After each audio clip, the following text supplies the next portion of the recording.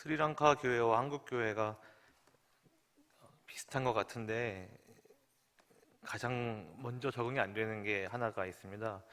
그 인사할 때 이제 설교자나 이렇게 손님을 초청할 때 할렐루야로 초청하는 건 거의 같은데요. 할렐루야 하면 아멘으로 받으시잖아요. 스리랑카는 할렐루야 하면 할렐루야로 받습니다. 그래서 조금 오늘 아침 예배 때도 목사님께서 할렐루야 하시는데 저만 할렐루야 하고 받았습니다. 다른 분들 다 아멘하고 받으시는데 그런 작은 차이들을 경험하는 것도 재미 중에 하나고 또 배워가는 시간 중에 하나죠. 자, 제가 손을 한번 모았습니다. 기억하시나요? 매년 했던 인사인데, 자, 스리랑카식으로 인사하고 오늘 시간 시작했으면 좋겠습니다. 예스비타이, 예스비타이. 하나님께서 예수님께서 당신과 함께 하시기를 기도합니다라는 스리랑카 기독교인들의 인사 방식입니다. 모든 종교의 인사 방식이 다 있는데요. 이 예스피타라는 말은 교단과 교회를 상관하지 않고 서로 인사를 나눌 때, 또 말씀을 시작하고 나눌 때 항상 하나님께서 예수님께서 당신과 함께 하시기를 이라는 인사말을 가지고 나누게 됩니다. 1년 만에 인사를 드리게 되었습니다. 작년 이맘때 금요기도의 시간에 스리랑카 상황에 대해서 잠시 나누고 또 기도해 주시는 시간이 있었는데요. 또 올해 한국을 방문하게 되었는데 또 목사님께서 말씀을 주셔서 귀한 나눔의 자리를 얻게 되었습니다. 오랜 시간 동안 정웅주 원로 목사님께서 스리랑카를 위해 기도해 주셨고 또 함께 해주셨고 또 새로 오신 담임 목사님 김종원 목사님께서도 또 계속해서 스리랑카 선교에 협력해 주시고 또 나눔의 기회를 주셔서 제 개인 선교사 개인의 입장에서는 정말 감격스럽고 감사하다는 말씀을 드리고 싶습니다. 그리고 참된 안식의 자리에 오신, 주무시라는 말씀이 아니고요. 주일 오후 모이기 가장 어려운 시간임에도 불구하고 하나님 예배하는 마음 하나로, 사랑하는 마음 하나로 오신 이 자리에 계신 모든 성도님들에게도 주님께서 은혜 주시기를 주님의 이름으로 축원합니다. 얼마 전에 제가 작년 가을 정도에 선교사들이 모이는 모임에 참석해서 잠시 나눔의 시간을 가진 적이 있었습니다. 나눔을 진행하시는 분께서 저에게 지난 5년간 당신의 삶에 어떠한 일이 있었습니까? 한번 나누어 보세요. 기쁜 일도, 힘들었던 일도, 고생스러웠던 일들도, 감격적인 일들도 있다면 좀 나누어 주십시오. 우리가 5년 만에 만났으니까 한번 나누어 봅시다 라는 질문을 받은 적이 있었습니다.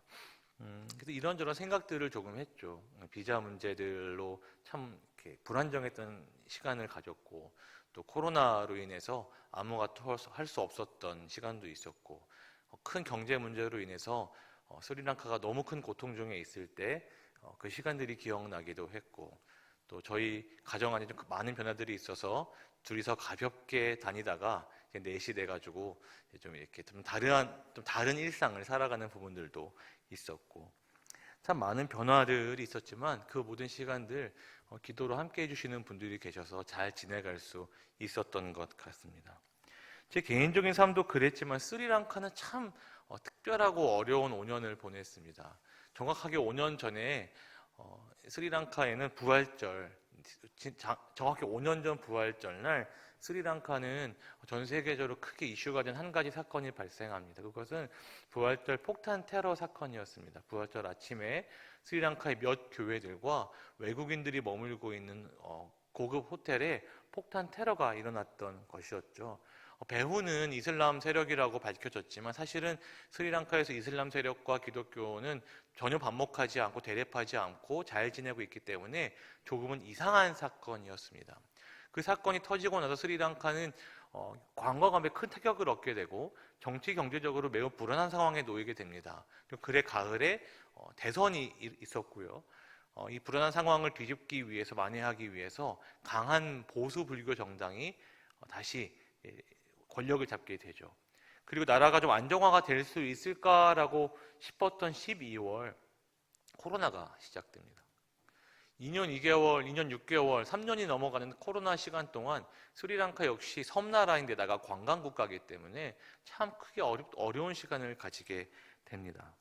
코로나를 어떻게 이겨내고 어떻게 잘 지내보자라고 지내가고 코로나가 조금은 사그라들어가고 있던 시점에 조금은 코로나에서 이제 회복하자라고 말하고 있던 시점에 2022년 6월 이제 스리랑카가 이제 어려웠던 여러 가지 나라들, 아시아권에 힘들어하던 여러 나라들 중에 처음으로 국가 부도를 맞이하게 됩니다. 국가 부도를 맞이해서 이 이야기부터 제가 작년에 말씀을 드렸었는데 정말 상상하지 못했던 책에서만 읽었지 이렇게 도저히 눈으로 경험하지 못했던 큰 어려움의 시간을 겪게 되죠.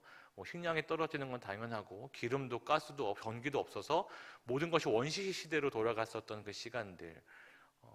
그래서 병원에 가도 의사가 없고 학교에 가도 선생님이 없어서 애들 수학 능력 시험 볼 종이도 없었고 공식 어떤 것도 없어서 정말 나라가 완전히 멈추어 버렸던 거의 반년에서 1년의 시간들을 지나갔습니다. 그렇게 5년의 시간이 지나갔습니다. 참 어려운 시간을 지나갔고 아마 전 세계에 있는 나라들 중에서 가장 많은 어려움의 일들을 겪은 나라라고 해도 아마 과언이 아니고 이렇게 특별하게 과장하는 일이 아닐 것 같습니다. 5년이 지나고 나서 최근에 요즘 방송 여행 프로그램 아니면 유튜브에 스리랑카가 제법 나오고 있다는 소식을 듣게 됩니다. 실제로 5년이 지난 12월부터 조금씩 스리랑카에 외국인들이 많이 보이기 시작했습니다.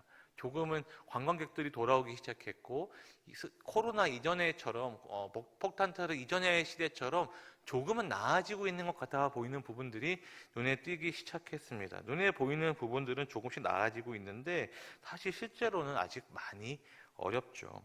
보통 사람들의 일상이 회복되고 있지 않습니다. 이러한 와중에 저와 저희 사역팀에서 하고 있는 일들을 간략하게 다시 보고를 드리고 다시 말씀의 세계를 이야기했으면 좋겠습니다. 파워포인트를 좀 보여주시겠습니까? 네, ESP 넘겨주시고요. 네, 넘겨주시고 네, 저희가 5년 전과 지금 저희 바꿔진 일상이죠. 넘겨주십시오. 네, 저희는 여전히 스리랑카 북서부주, 북서부주, 중부에 있는 것 같지만 주로 따지면 북서부입니다. 위쪽에는 쓸 수 없는 토지가 많기 때문에 많은 인구가 중부와 중남부에 살고 있습니다. 그래서 꾸르네걸러라는 지역에서 살아가고 있고 스리랑카는 인도양의 진주, 인도의 눈물이라는 이름으로 불리워지는 아름다운 나라, 그곳에서 꾸르네걸러라는 지역에서 살아가고 있습니다. 넘겨주십시오. 네, 저희는 꾸르네걸러 선교기지 개척사역이라는 것을 여전히 진행하고 있습니다. 전체 주 인구가 161만 명, 스리랑카에서 세 번째로 인구가 많은 지역이고요. 불교가 약 90%에 이르는 강한 불교 지역입니다. 기독교는 0.6% 정도 이제 개신교 인구는 약 0.6% 정도 되는데 기독교 핍박이 가장 빈번하게 일어나고 있는 보수 불교 지역이기도 합니다. 넘겨주십시오. 네, 저희가 거의 10년 전에서 최근 사진까지 있는데 강한 불교 지역 곳곳에 불교의 상징들이 세워져 있는 길에 가다가 만나는 대부분의 사람이 불교인인 그런 지역에서 선교기지 개척사역, 선교사도 없고 외국인도 없고 사회적인 재반 시설들이 잘 마련되지 않은 곳에 저희가 하나님의 마음을 가지고 팀이 한 팀을 이루어서 이제 이주해서 살아가기 시작한 이제 만 10년이 지났습니다. 넘겨주십시오. 캔디라는 지역에서 저희가 살다가 꾸르네걸러라는 지역에서 넘어가서 살아가고 있고요. 그래서 벌써 10년이나 저희가 그 지역에서 지역사회와 관계하고 지역에 있는 교회들을 지지하고 그리스도인들을 찾아서 그들과 관계하고 그리고 더불어 살아가고 있습니다. 저희가 사실은 구제사역을 중점으로 하던 사역팀은 아니었는데 지난 2년, 약 2년의 시간 동안 스리랑카에서 정말 어려운 시간들, 정말 사람들이 밥 먹지 못하고 굶고 영양실조에 걸리고 힘든 시간을 가지고 있는 것이 너무 어렵고 또 고통스러워서 사실은 저희가 코로나 이후로부터는 대부분의 사역들 중에 가장 중점적인 사역을 구제사역으로 전환하여서 진행하고 있었습니다. 작년 금요일 예배 시간에 저희가 상황을 좀 자세히 말씀드렸던 기억이 있습니다. 다른 어떤 것보다 먹고 사는 문제가 걸렸기 때문에 다른 사역들, 중점적으로 진행하는 사역들을 조금 멈추고 저희 주변에 있는 가정들, 특별히 저와 연결된 교회들, 저와 연결된 같이 사역하고 있는 교회들에서 가장 어려움 중에 있는 매월 한 60가정 정도를, 그리고 저희 사역팀 전체적으로는 저희 다른 선교사님들은 이제 목회자를 중심으로 해서 약 2년 정도 매월 한 120가정 정도를 지원해 왔습니다. 그들에게 최소 식비를 지원하고 때로는 저희가 물품 꾸러미를 가져가서 전달하기도 하고 그들을 초청해서 교회에서 나누기도 하고 조금 거리가 멀거나 특별한 필요가 있는 가정들은 재정으로 직접 지원하기도 하는 방식으로 저희가 약 2년간 120가정 정도의 최소 식비나 구제품을 진행하는 사역을 해왔습니다. 특별히 국가부도 이후에 사람들이 먹고 사는 문제가 심각해지면서 그리스도인들, 목회자들이 심각한 경제 위기 상황을 겪게 됩니다. 주변 사람들이 실제로 끼니를 거르는 일이 생기기 시작하고요. 학교를 보내지 못하는 상황이 시작되었습니다. 그래서 이런 사역도 제가 2년 동안 경제 위기 가정 식비 지원 사역을 진행해 왔고 올해부터는 지속적으로 계속해서 이 사역을 진행하기에는 구제비를 계속 일으키는 부분에도 어려움이 있고 또 다른 방식을 전환하기 위해서 조금 더 길게 보는 관점으로 매월 60가정을 지원하던 사역에서 한 30가정 15가정에서 많게 30가정 정도를 매월 진행하는 사역으로 전환해서 일반 구제 사역을 진행하고 있습니다. 팀 전체적으로는 한 50가정 정도를 저희 지역에서 가장 어려운 가정을 지원하고 있는 것 같습니다. 그 전민제일교회에서 정말 많은 재정을 모아서 도움을 주셨습니다. 배고프다는 소식을 듣고 많은 분들이 특별헌금 또는 모아서 특별한 구제헌금을 보내주셔서 제가 관련된 교회 중에서는 전민제일교회에서 가장 많이 이 식비 지원 사역에 동참해 주셨습니다. 그래서 특별히 제가 다시 한번 감사의 말씀을 드리고 싶습니다. 그 다음 넘겨주시면 저희가 이제 계속적으로 이 구제 사역과 더불어 진행하고 있는 사역들은 지역교회 사역입니다. 지역에 전체 꾸르네 걸로 주에서 약 10,000명 정도의 그리스도인이 살고 있고 한 39개의 교회 정도의 교회가 있습니다. 대부분의 교회는 당연히 미자립이고 건물이 없이 가정에서 예배 드리고 있는데 저희가 이제 지속적으로 팀 전체적으로 한 7교회 정도를 저희가 연결되어서 그들을 지원하고 지지하는 역할을 하고 있습니다. 전통적인 설교 사역이나 예배 사역을 진행하기도 하고 어린이 프로그램을 진행하기도 하고요. 음악 교실을 진행하기도 하고 구제 사역을 같이 진행하기도 합니다.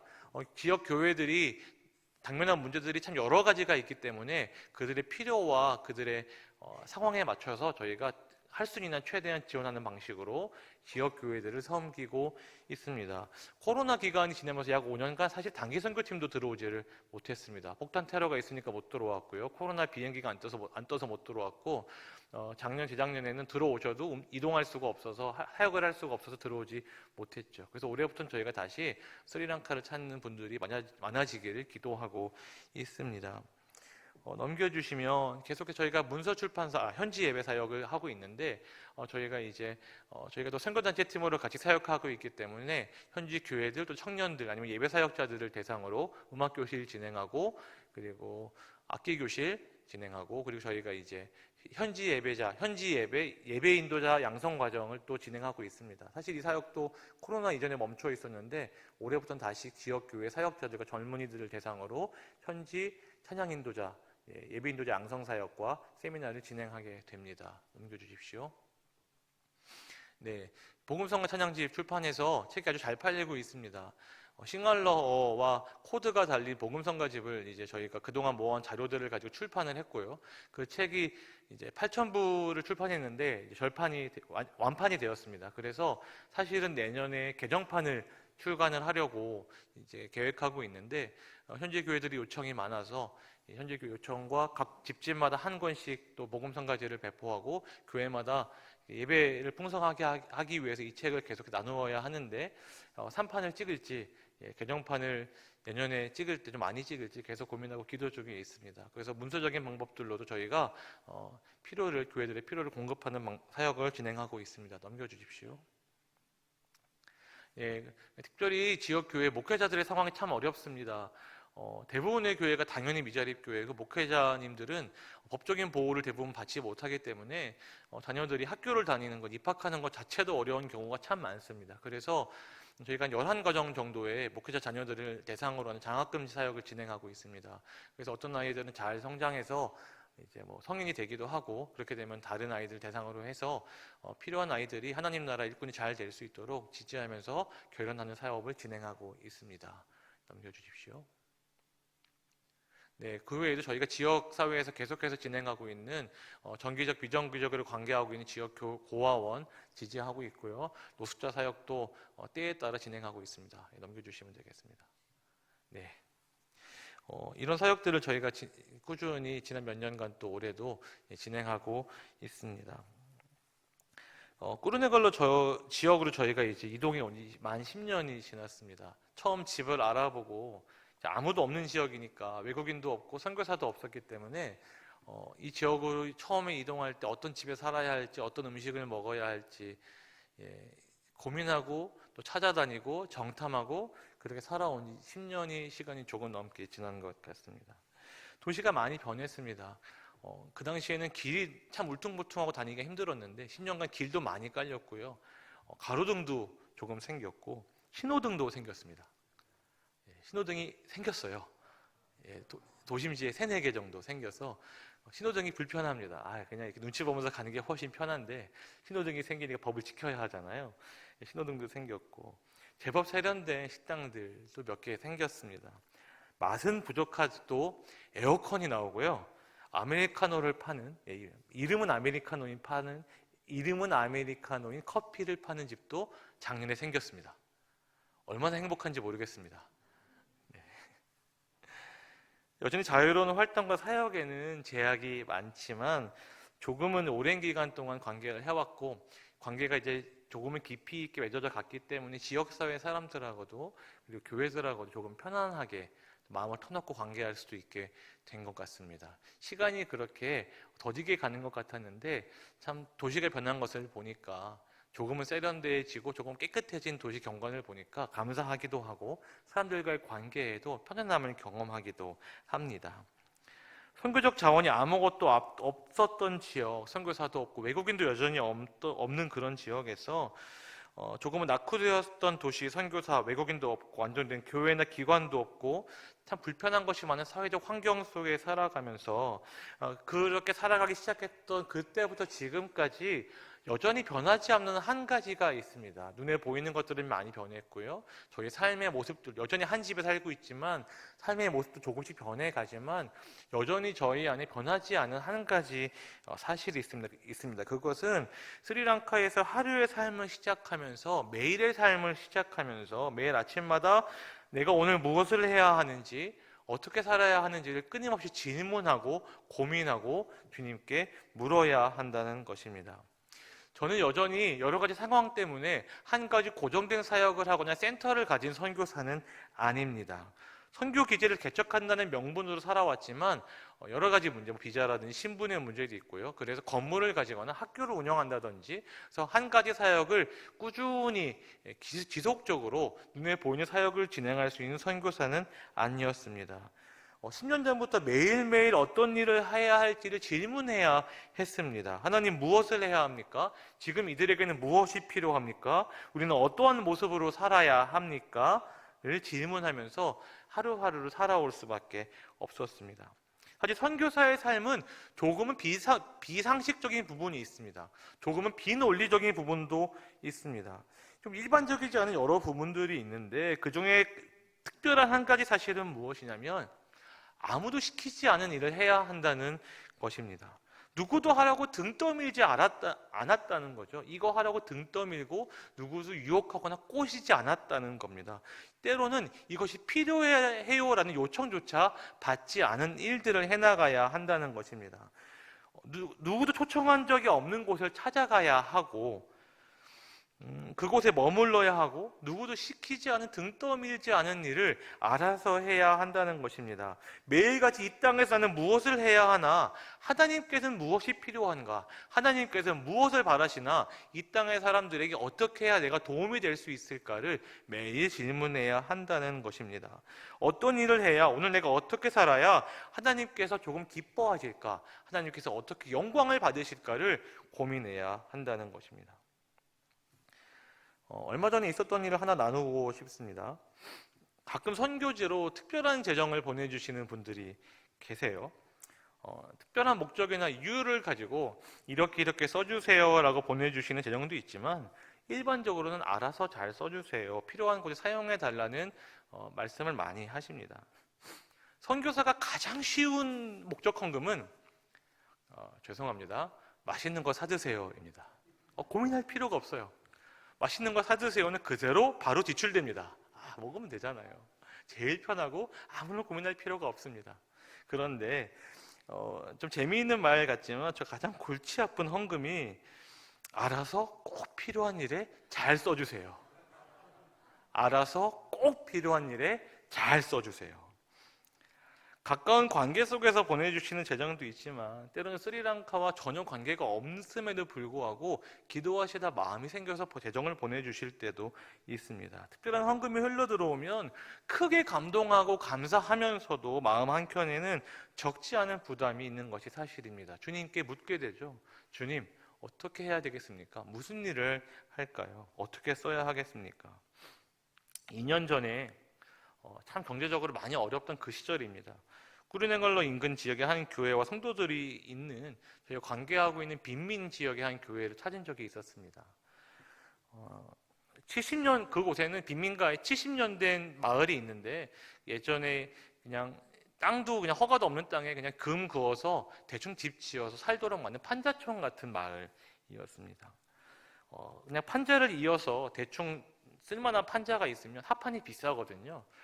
통나무로 만들지 않고 합판 같은 걸 주워서 벽을 기워서 벽을 막아놓은 집, 그리고 지붕은 대충 쓸만한 걸로 떼워서 이렇게 세워놓은 지붕. 그래서 비가 새고 바람이 들이치고 땅은 당연히 흙바닥이겠죠. 스리랑카가 이 정도는 아닙니다. 한때 서남아시아의 선진국이었기 때문에 이런 집은 사실 잘 찾아보기 힘든데 한 빈민가 지역에서 특별히 기독교인들이 많이 모여있는 지역에서 그 어려움 가운데 살아가고 있는 가정들을 만난 적이 있었습니다. 자신의 재산을 팔아서 성도들의 집을 지어주던 담임 목사님이 저희를 만나 어느 날 겸손하게 또 솔직하고 담백하게 이렇게 나누었습니다. 가장 어려운 성도의 집 5채만 지어줄 수 있으면 좋겠습니다. 벽하고 지붕만 세워주면 이 사람들이 조금은 따뜻하게 살아갈 수 있을 것 같습니다. 이 기도 제목을 듣고 사실은 흘려보냈습니다. 경제 위기가 너무 심했기 때문에 당장 먹고 사는 문제에 부딪혀 있었기 때문에 사실은 집을 지을 여력 같은 것도 없었고 여유도 없었습니다. 잊고 지내던 중에 지난 가을 한 특별한 재정이 흘러 들어왔습니다. 솔직하게 제가 잘 알지 못하는 분의 재정이었습니다. 적지 않은 재정은 이런 기도 제목과 함께 넘어왔습니다.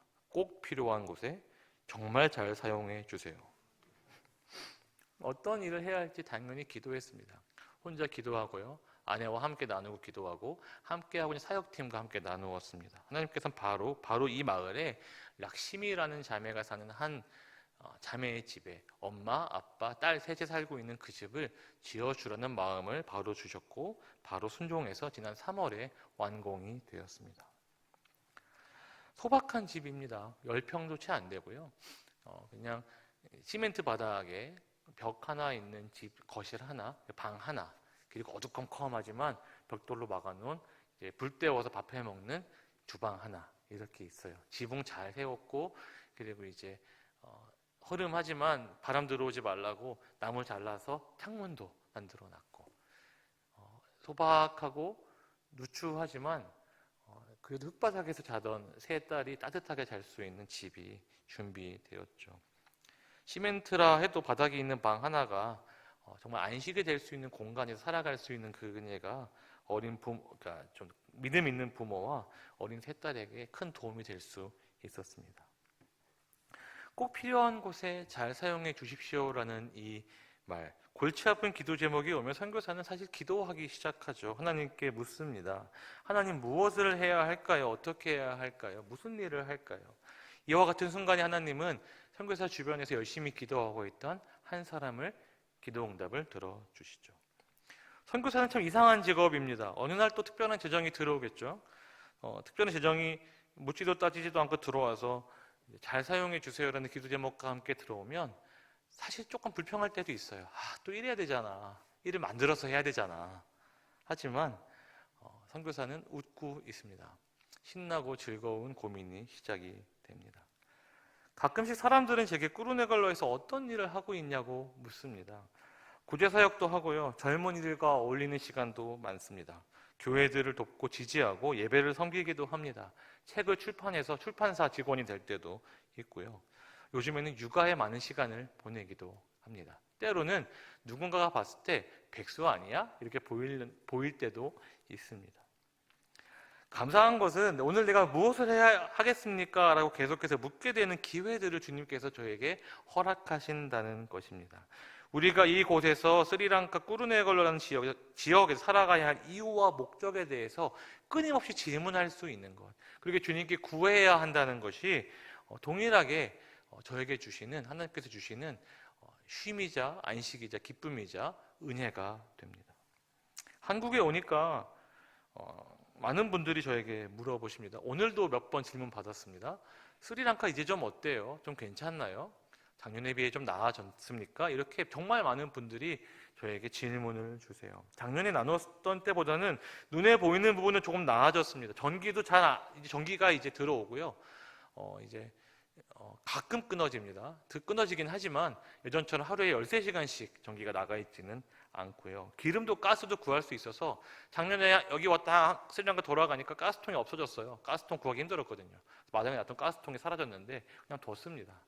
얼마나 필요했으면 가져갔을까 하고 새로 하나 구했습니다. 이젠 기름도 가스도 돈만 주면 구할 수 있습니다. 투입 물품들도 이전만큼은 아니지만 제법 구해지기도 하고 커피도 마실 수 있게 되었습니다. 여행객도 돌아왔죠. 현실적인 삶의 영역에 있어서는 하지만 보통 사람들이 그들의 일상을 회복하기에는 말할 것도 없이 더 정말 많이 어려운 중에 있습니다. 엄살 같게 들리실 수도 있겠지만 이것이 정말입니다. 한국에 오는 비행기를 기다리면서 하나님, 올해는 무엇을 나눌까요? 어떤 이야기들을 하면 좋을까요? 라고 참 많이 질문했습니다. 비행기장까지 오는데 한 3시간 와야 되고요. 공항에서 한 3시간 기다리고 한 3시간 비행기 타고 와서 또 한 3시간 경유지에서 기다리고 또 6시간 비행기 타고 한 24시간 정도 걸리거든요. 그 긴 시간 동안 계속해서 주님께 질문합니다. 하나님, 올해는 무엇을 나눌까요? 어떤 이야기들을 하면 좋을까요? 하나님 아시지요? 상황이 어렵습니다. 쉽지가 않아요. 결국 올해도 사람들 만나면 구제사역 이야기만 해야 될 것 같습니다. 재정 필요하다는 이야기를 해야 될 것 같습니다.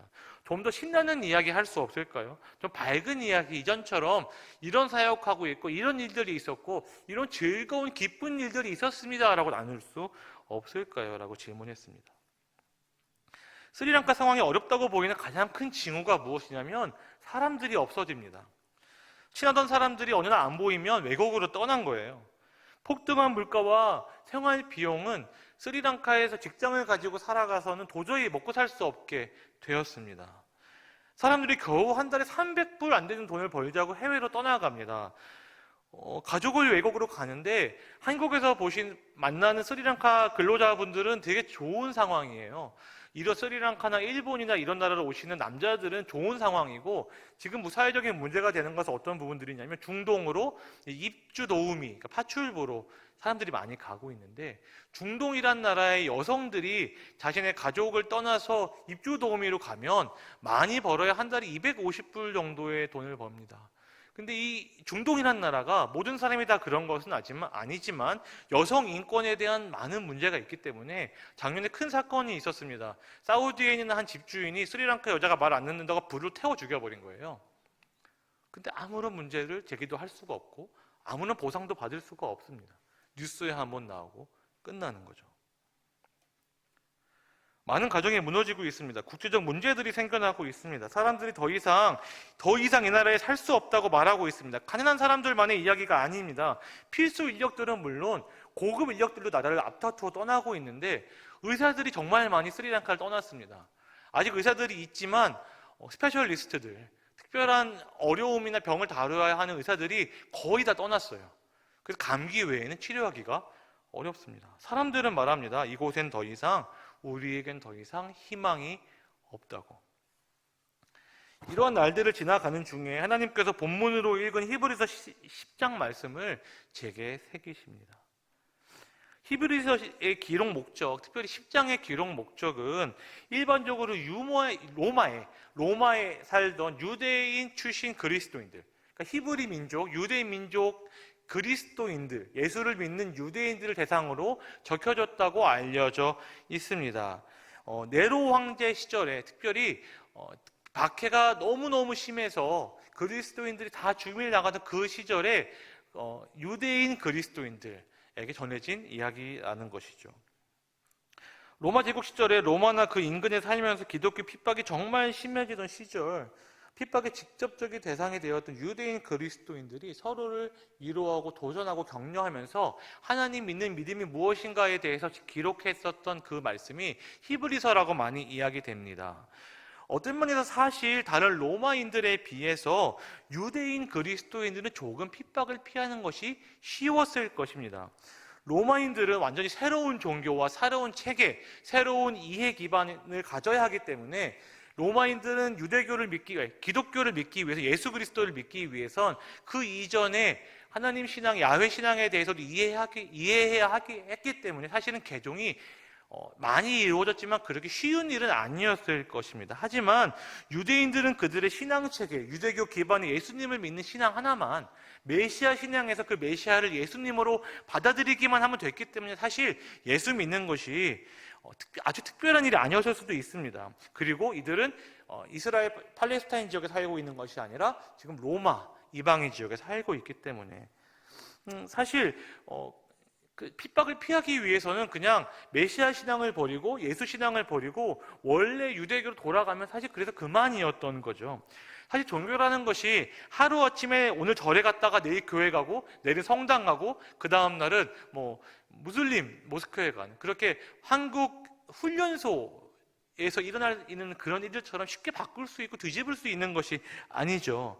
아직도 많은 나라들에서 종교라는 것은 삶의 모든 관습과 문화와 삶의 모든 영역에 관계되어 있기 때문에 여전히 어떤 나라들에서는 개종을 위해선 목숨을 걸어야 하는 나라들도 존재합니다.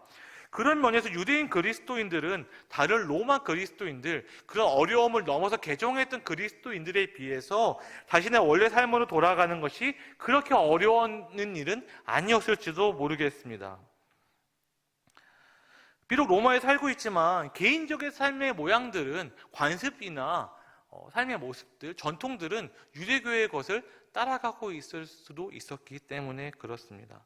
그렇기 때문에 유대교 기독교인들, 그들은 예수님만 부인하면, 예수님이 메시아라는 것만 부인하면 다시 유대교로 돌아갈 수 있었고 당면한, 실제적으로 내 눈앞에 닥친 죽음을 피할 수 있었다는 것입니다.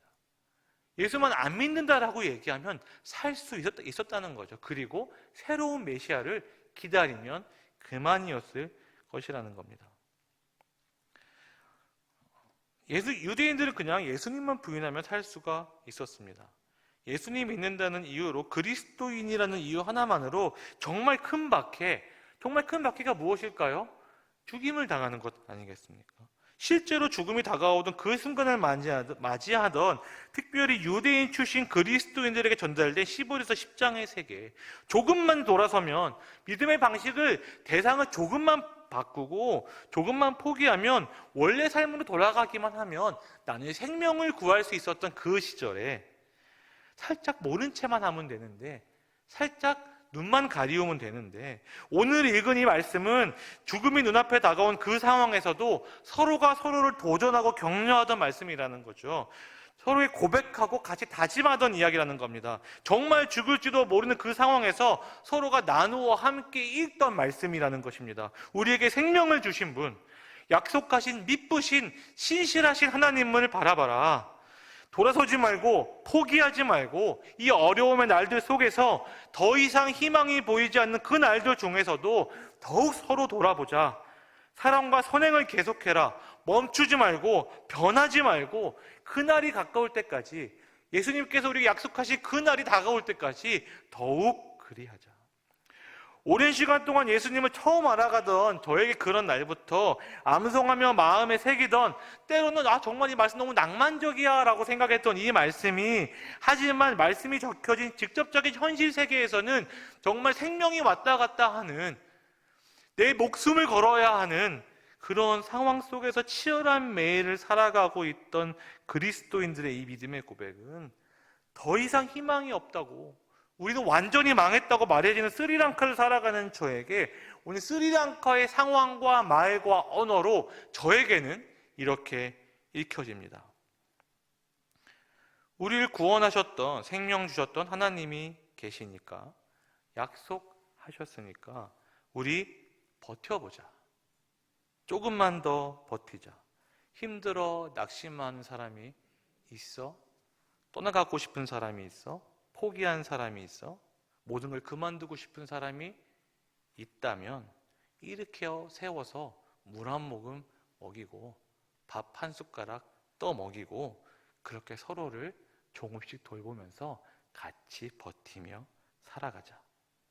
예수님이 약속하셨으니까, 그분은 미쁘시니까, 그분은 신실하시니까, 그분이 나를 사랑하신다고 하셨으니까, 나와 함께 하신다고 했으니까 더 이상 희망이 보이지 않지만, 솔직히 우리는 완전히 망했지만 그럼에도 우리 조금만 더 버텨보자. 모이기를 패하자고 말하는 사람들, 즉 이제는 그만두자고 말하는 사람들, 더 이상 우리에게는 희망이 없다고 말하는 사람들의 이야기 듣지 말고 조금만 버텨보자. 조금만 사랑으로 함께 해보자. 서로를 돌보면서 예수님께서 약속하신 그 날까지 예수님 한 분만 바라보면서 오로지 더욱 권하여 더욱 그렇게 해보자. 한국에 와서 요즘 어때요? 라고 많은 분들이 묻는 질문에 솔직하게 스리랑카에는 희망이 없습니다 라고 많이 답했습니다. 그렇게 사석에서 개인적으로 만나는 많은 분들에게 솔직히 희망이 보이지 않아요. 떠나는 것 외엔 답이 없는 것 같다라고 솔직하게 선교사가 그렇게 믿음 없는 이야기를 나누었습니다. 부끄럽게도. 주변 사람들이 외국으로 떠나가는데 잡을 수가 없었습니다. 매일같이 만나던 친구의 와이프가 어느 날 안 보였더니 사우디로 갔다는 거예요. 얼마 버냐? 200불 번대요. 잡을 수가 없었다는 거죠. 애가 5명이거든요. 당장 그들의 삶이 어떠한지를 내가 아니까, 얼마나 고단한지, 얼마나 힘든지, 내가 당장 그들을 먹여 살릴 수 없으니까 가정이 깨지고 교회 일꾼들이 떠나가도 정말 가까운 목회자들이 이제는 그만두고 나 돈 벌래요 라고 말하는 그 순간에 부끄럽지만 그들을 잡을 수가 없었습니다. 같이 버티자라고 제가 말하지 못했다는 거죠. 그래서 하나님께서 저에게 다시 말씀하십니다. 신선교사야, 너 뭐 하고 있냐? 너는 나에게 질문해라. 너는 나에게 다시 구해라. 내가 응답하겠다. 하나님께서 저에게 이렇게 말씀하시죠. 예레미야 33장 2절에서 3절 말씀. 이를 행하시는 여호와, 그것을 만들며 성취하시는 여호와, 그의 이름을 여호와라 하는 이가 이와 같이 이르시도다. 너는 내게 부르짖으라. 내가 내게 응답하겠고 내가 알지 못하는 크고 은밀한 일을 내게 보여주겠다. 2022년 6월에 제가 첫 기도 제목을 나누고 카톡으로 아니면 소식지로 알려드리면서 제가 솔직하게 그랬습니다. 하나님 500만 원만 주세요. 그냥 제 주변에 있는 사람 당장 밥 좀 먹게요. 500만 원만 주시면 저한테 있는 재정 모아서 몇 달만 먹어보겠습니다. 이렇게 기도하고 식비 지원 사역을 시작했습니다. 지난달까지 전체 하나님께서 5천만 원이 넘는 재정을 보내주셨습니다. 사실 건물 하나 세울 수 있는 돈이었습니다. 빌딩 하나 세울 수 있는 돈이었지만 하나님 주신 마음대로 모두 사람들의 먹을 것으로 흘려 보냈습니다. 하나님 오늘도 저에게 말씀하시고 도전하십니다. 신선교사야, 네가 매일 했던 그 일을 해라. 오늘 네가 무엇을 해야 할지 나에게 질문해라. 끊임없이 질문하고 궁금해해라. 너는 나에게 구해라. 나에게 말하고 부르짖어라. 내가 일하겠다. 내가 응답하겠다. 하나님께서 오늘 읽은 히브리서 말씀을 통해서 다시 한번 저에게 말씀하십니다. 약속하신 미쁘신 하나님을, 신실하신 그 하나님을 붙잡아라. 소망을 움직이지 말고 굳게 잡아라. 함께 돌아보아라. 더욱 격려하고 도전해라. 밥 한 숟가락 같이 먹고 물 한 모금 같이 나누어 마시고 서로 어깨를 기대고 그렇게 함께 버텨라. 함께 살아가라. 돌아보면서 격려하면서 더욱 그렇게 해라. 하나님은 오늘 이곳에서 살아가는 우리 모두에게 동일한 요청과 동일한 부름을 주시고 있다고 저는 믿습니다. 우리의 삶의 자리에서 내가 살아가는 모든 공간과 순간들 속에서 내가 만나고 관계하고 더불어 살아가는 모든 사람들 중에서 우리는 질문해야 합니다. 하나님, 오늘 내가 살아가고 있는 이 공간과 순간 속에서 이 사람들 중에 나는 무엇을 하고 살아야 하겠습니까? 나는 어떻게 살아야만 하겠습니까? 하나님 신앙을, 믿음을, 예배를 그만두자고 모이기를 패하자고 수많은 사람들이 외치고 말하는 오늘날 이 세대 속에서 우리는 어떻게 이 믿음을 지키고 살아가야 하겠습니까? 우리는 질문해야 합니다. 그리고 하나님의 약속을 붙잡아야 합니다. 말씀 하나만 읽겠습니다. 히브리서 10장 19절에서 20절 함께 읽겠습니다. 그러므로 형제들아, 우리가 예수의 피를 힘입어 성소에 들어갈 담력을 얻었나니 그 길은 우리를 위하여 휘장 가운데로 열어놓으신 새로운 살 길이요, 휘장은 곧 그의 육체니라. 유대인들에게 성소는 죽음을 의미하는 공간이었죠. 감히 넘볼 수 없는 공간이었습니다. 성소에 들어갔다가 혹시라도 지성소에 잘못 닿기라도 하면 바로 죽음을 당하는 공간이었다는 거죠. 성소에 들어갈 담력은 죽을 각오하고 들어간다는 것입니다. 말씀이 하나님께서 히브리서 10장 19절 20절 이어지는 23절부터 주어진 이 말씀을 통해서 약속하시는 무엇입니까? 형제들아, 예수의 피를 힘입어 성소에 들어갈 담력을 얻었으니 그 길은 우리를 위하여 휘장 가운데 열어놓으신 새로운 살 길이요. 그 약속은 무엇입니까? 우리에게 주어진 새로운 살 길이라는 것입니다. 모이기를 패하자고 더 이상 하나님 신앙은 의미가 없다고 말하는 이 시대의 수많은 풍조들과 이야기들과 도전 속에서 우리는 무엇을 도전해야 합니까? 무엇을 나누어야 합니까? 무엇을 격려하고 무엇을 함께 지고 가야 하는 것입니까? 우리에게 약속하신 것은 무엇입니까? 우리에게 주어진 새로운 살 길이라는 것입니다. 이것이 우리가 살 길이라는 것입니다. 예수 그리스도가 눈앞에 닥친 그 죽음 앞에서도 예수 그리스도를 가지고 살아가는 신앙이 우리에게 주어진 살 길에 대한 약속이라는 거죠. 조금 지쳐가는 지체가 있다면, 예수님 신앙과 사역과 믿음 생활을 포기하고자 한다면, 오랜 기도 제목을 내려놓고 이제는 그만두고 싶다면, 함께 예수를 따르는 우리는 서로를 더욱 기대하고 돌아보고 사랑하고 섬겨야 합니다. 그리고 모이기를 패하자고 말하는 모든 사람들에게 도전해야 합니다. 이것이 살 길이다. 예수 신앙이 우리가 살 수 있는 유일한 길이다. 언제까지 우리가 도전하고 격려하고 나누어야 하겠습니까? 예수님이 다시 오시는 그 날까지. 여전히 스리랑카 어디에 있는지 잘 모르시죠? 네, 어떤 분들은 인도네시아 위에 있는 거 아니에요? 어떤 분들은 아프리카 소말리아 아니었나요? 정말 비행기 2시간 가면 되나요? 3시간 가면 되나요? 아직도 스리랑카가 어디에 있는지를 모르는 분들이 제 주변에 대다수입니다. 그렇게 낯설고 먼 곳입니다. 그럼에도 불구하고 오랜 시간 동안 13년째 스리랑카를 위해 기도해 주시고 섬겨 주시고 사랑해 주신 전민제일교회 성도님들께 다시 한번 진심 어린 감사를 드립니다. 모이기에 힘쓰는 사람들, 특별히 주일 이 귀한 시간 어린이날 5월 5일 주일 오후 예배에 제가 사실 5월 5일 설교를 말씀드리면서 믿음으로 애 있는 집은 아무도 안 오겠구나 라고 도전했지만 주님께서 비 내려주셔서 오늘 비 준비하셔서 은혜로운 시간을 나눌 수 있었습니다. 선교사가 할 수 있는 일이 참 많이 있습니다. 학교도 하고요, 교회도 하고요, 센터도 짓고요, 구제도 하고요, 전도도 하고요, 신학교도 하고 여러 가지 사역들, 참 다양한 사역들이 있습니다. 하지만 어떤 날은 그저 그들과 함께 버티며 살아가는 것이 다인 날들도 있습니다. 그것이 오늘 저희가 처한 삶의 하루이기도 합니다. 우리가 그곳에 여전히 살아가고 있는 이유이기도 합니다. 그러면 다시 한번 염치 없이 선교사가 설교를 마무리하며 기도 제목을 나누는 순간에 드릴 수 있는 말은 한 가지밖에 없는 것 같습니다. 스리랑카를 앞으로도 함께 돌아보아 격려하여 주십시오. 함께 버텨 주십시오. 기도와 사랑으로 함께 해주시기를 부탁을 드립니다. 더불어 우리에게 약속하신 미쁘신 하나님의 선하심이 우리의 모든 순간과 삶 속에서 함께 하시기를, 우리에게 주신 예수님께서 주신 새로운 사의 길, 그 하나 가지고 도전하며 격려하며 살아가는 우리의 모두의 삶이 될 수 있도록, 전민제일교회 모든 성도님들의 삶이 될 수 있도록 주님의 이름으로 축원합니다. 기도하겠습니다. 하나님, 우리에게 무엇과도 바꿀 수 없는 귀한 약속인 생명의 길을 주셔서 감사합니다. 살 길을 보여주시고 이것이 너희가 살아갈 수 있는 유일한 약속이라고 말씀하시고 유일한 진리라고 말씀하신 그 주님이 우리의 하나님이셔서 감사합니다. 우리 하나님 약속 가지고 붙잡으며 살아갑니다.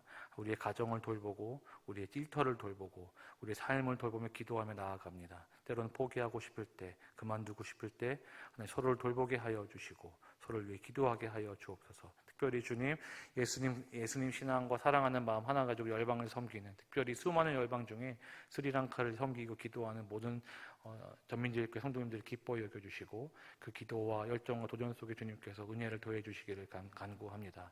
열방 중에서 영광을 얻으시는 주님, 영혼을 사랑하셔서 축복하시고 영혼을 위한 사역을 이끌어 가시는 주님께서 오늘 우리를 더욱 도전해 주시고 우리를 인도하여 주옵소서. 선사신 주님께서 오늘 이 오후에도 우리와 함께 해주심에 감사를 드립니다. 더욱더 우리를 주님 나라 사역을 위하여 귀하게 사용하여 주시옵소서. 예수 그리스도 이름 받들어 기도 올려 드렸습니다.